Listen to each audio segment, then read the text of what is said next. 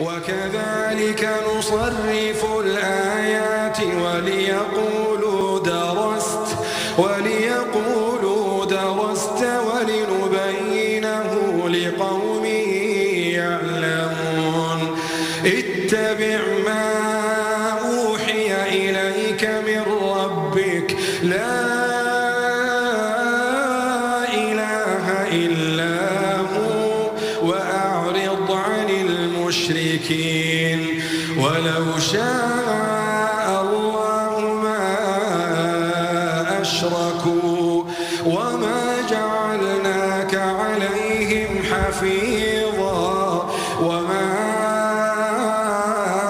أنت عليهم بوكيل